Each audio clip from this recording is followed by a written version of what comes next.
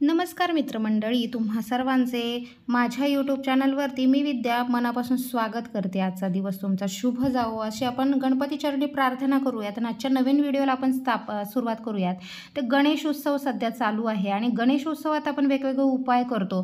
त्याचप्रमाणे आपण 10 दिवस रोज कोणते असे उपाय करायचे आहे की जरी आज आपल्याला आधीचे दिवस शक्य नाही झालं तरी आपण एक उपाय किंवा एक वस्तू आपण रोज गणपती बाप्पांच्या चरणी वाहायची आहे। तर ती वस्तू वाहिल्यामुळे आपल्या आईने जर ही मुलांसाठी सेवा केली तर मुलांच्या सर्व अडचणी दुःख दूर होतील, त्यांची प्रत्येक क्षेत्रात प्रगती होईल।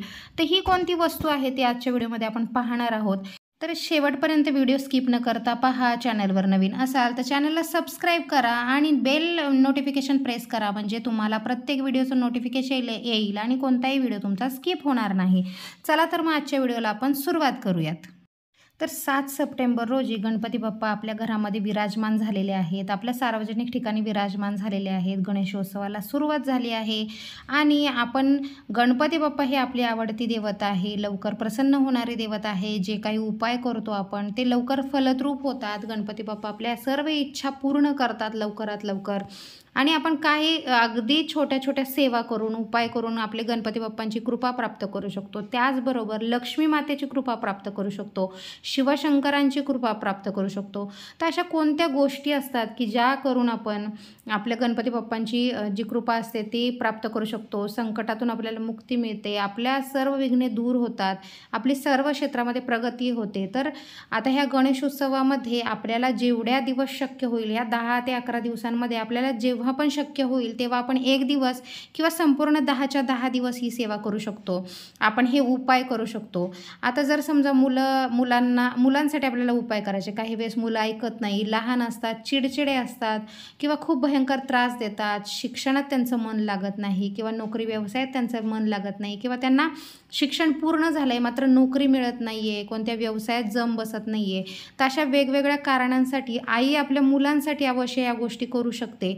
रोज जर आपल्या घरामध्ये जर गणपती बाप्पा विराजमान असेल तर घरातल्या गणपती बाप्पांना पण ही वस्तू वाहायची आहे किंवा आपल्या जर आजूबाजूला जे सार्वजनिक गणपती मंडळ असतं तिथे आपण ही वस्तू व्हायची आहे किंवा जर आपल्या तिथे तेही नसेल तर जवळपास गणपतीचं मंदिर असेल तर तिथे जाऊन आपण ही वस्तू आपण अवश्य व्हायची आहे। तर मी आज तुम्हाला इथे 2 वस्तू सांगणार आहे, त्यातली कोणतीही एक वस्तू जरी तुम्ही वाहिली तरी गणपती बाप्पा आपल्या सर्व इच्छा पूर्ण करतात। आपल्या आईला जे आपल्या मुलांबद्दल अडचणी असतात की आपली मुलं सर्व क्षेत्रामध्ये प्रगती केली पाहिजे, त्यांच्या सर्व इच्छा पूर्ण झाल्या पाहिजे, घरामध्ये देखील ते शांततेत वागले पाहिजे, सर्व आईवडिलांचं त्यांनी ऐकलं पाहिजे, ते या गोष्टी आपण आवश्यक केल्या पाहिजे। तर आपण पाहतो की गणपती बाप्पांना मोदक खूप प्रिय आहे, हा गणपती बाप्पांचा आवडता प्रसाद आहे। त्याचप्रमाणे दुर्वा देखील गणपती बाप्पांना विशेष प्रिय आहेत, विशेष महत्त्व आहे दुर्वा अर्पण करण्याचं। दुर्वा वाहिल्याशिवाय गणपती बाप्पांची केली जाणारी जी पूजा आहे ती अपूर्ण मानली जाते। दुर्वा अर्पण केल्याने सर्व प्रकारचे सुख संपत्ती आपल्यामध्ये वाढते। त्यानंतर दुर्वा जर अर्पण करताना आपण काही विशेष उपाय जर केले तर आपल्या जीवनातील सर्व दुःख, अडचणी, अडथळे दूर होतात आणि आपली उत्तरोत्तर प्रगती होते। तर आपल्याला माहिती आहे की गणपती बाप्पांना दुर्वा का प्रिय आहे, तर अनलासुराचा वध केला, अनलासुराला जेव्हा गणपती बाप्पांनी गिळलं तेव्हा गणपती बाप्पांच्या पोटात दाह होत होता आणि कश्यप ऋषींनी गणपती बाप्पांना दुर्वा ज्या प्राशन करण्यासाठी दिल्या त्यामुळे गणपती बाप्पांची जळजळ कमी झाली आणि तेव्हापासून गणपती बाप्पांना दुर्वा अतिशय प्रिय आहेत। गणेशोत्सवात आपण दुर्वा नेहमी अर्पण करतो, त्यामुळे गणपती बाप्पांचा आपल्याला आशीर्वाद मिळतो।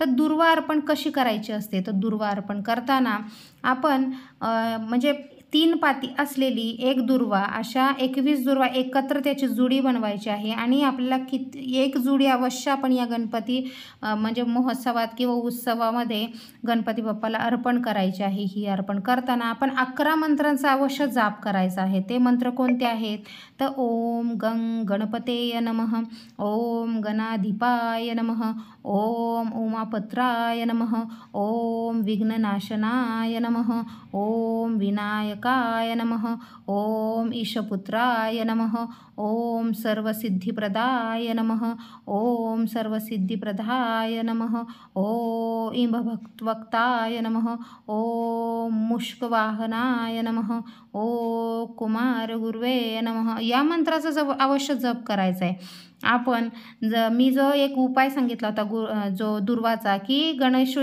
चतुर्थीच्या दिवशी किंवा ऋषीपंचमीच्या दिवशी तो उपाय करायचा आहे, की जे पहिल्या दिवशी आपण दुर्वा वाहतो ती फेकून न देता, म्हणजे विरमल्यात फेकून न देता, निर्माल्यात फेकून न देता ती आपण गणपती बाप्पांच्या मूर्तीखाली ठेवायची आहे आणि नंतर आपल्या ती तिजोरीत ठेवायची आहे. त्यामुळे आपल्या सर्व इच्छा पूर्ण होतात. घरामध्ये जर आपली पैशाची चणचण असेल, कमतरता असेल, तर आपण अवश्य या 10 दिवसांमध्ये गणपती बाप्पांना दुर्वा अर्पण करायच्यात. आपण या 21 दुर्वांच्या 5 जोडी अवश्य रोज अर्पण करायच्या आहे. त्यामुळे श्री गणपती बाप्पा आणि लक्ष्मी मातांची कृपा आपल्यावरती प्राप्त होते.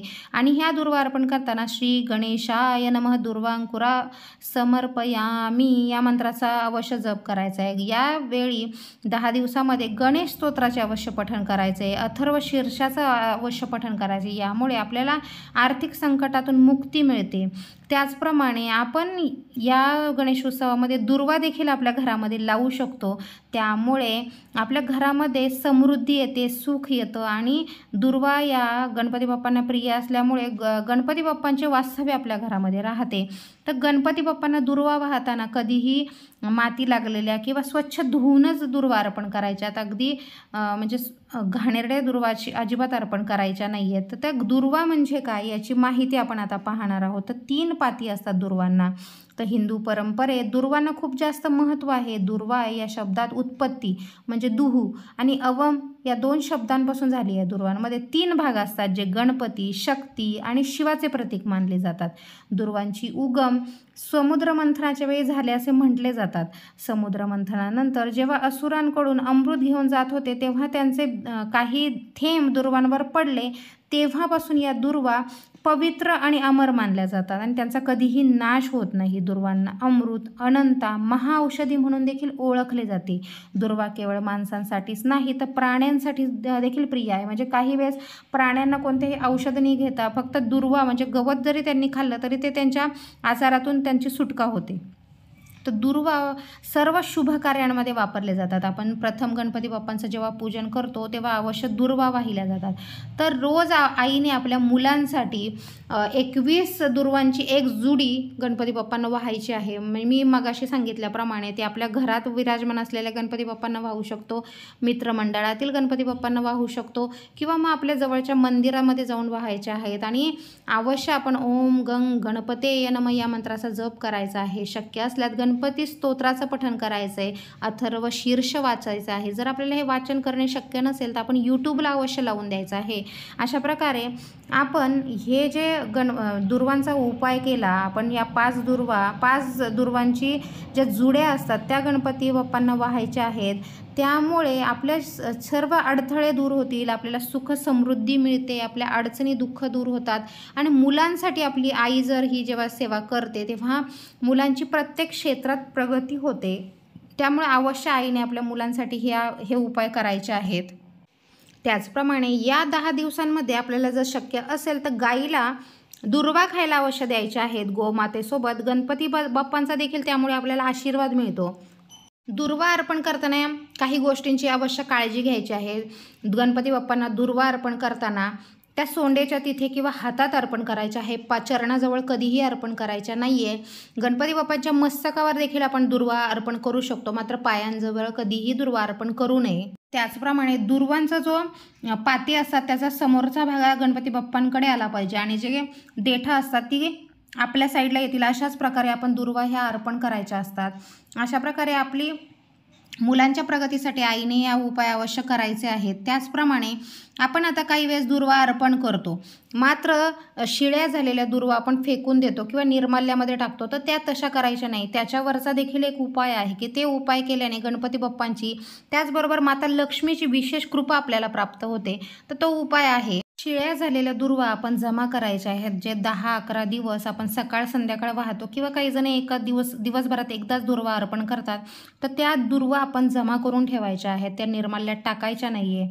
त्याची लाल कपड्यामध्ये एक पोटली बनवायची आहे आणि आपण आपल्या तिजोरीमध्ये किंवा आपला व्यवसाय असेल, दुकान असेल, ऑफिस असेल तर तिथे आपण तिथे ठेवायचं आहे किंवा आपल्या त्या दुकानामध्ये ऑफिसमध्ये त्या बांधायची आहे ती पोटली. त्याच्यामुळे काय होईल तर आपल्या दुकानाची भरभराट होईल, आपलं जे ऑफिस व्यवसाय आहे त्याची भरभराट होईल, आर्थिक समस्यांचे निराकरण होईल, आपल्यावर येणारी संकटे कमी होतील, विविध अडचणी आपण टळू शकल. आपल्या घरात जर आपण या तिजोरी ठेवल्या तर लक्ष्मी येईल, लक्ष्मीची विशेष कृपा प्राप्त होईल, घरात आनंदी वातावरण निर्माण होईल.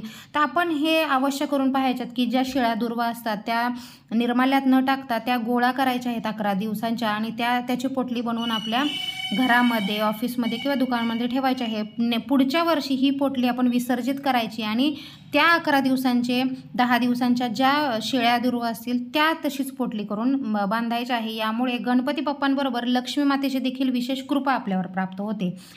त्याचप्रमाणे जर आपल्याला दीर्घकाळापासून कोणते काम जर पूर्ण होत नसेल तर हा पुढचा उपाय आपण करायचा आहे. तर आपण दुर्वांची पेस्ट करायची आहे, ती गाईच्या दुधामध्ये अवश्य करायची आहे आणि याचा कपाळाला टिळा रोज लावायचा आहे. त्याच्यामुळे काय होईल, आपल्या ज्या इच्छा असतात, कामातले अडथळे असतात ते दूर होतात, इच्छा लवकरात लवकर पूर्ण होतात, कुटुंबात सौख्य राहते, कुटुंबात सुख शांती येते, आपल्या सर्व अडचणी दूर होतात आणि मुलांसाठी देखील आई हा उपाय करू शकते. आपल्या मुलांचं सर्व सुखरूप आणि सगळीकडे प्रगती व्हायचं जर वाटत असेल तर या दुर्वा गाईच्या दुधामध्ये वाटून आपण रोज आपल्या मुलांना टिळा लावला तरी त्यांच्या जीवनात देखील प्रगती होईल, त्यांच्या सर्व अडचणी दुःख कमी होतील, दूर होतील.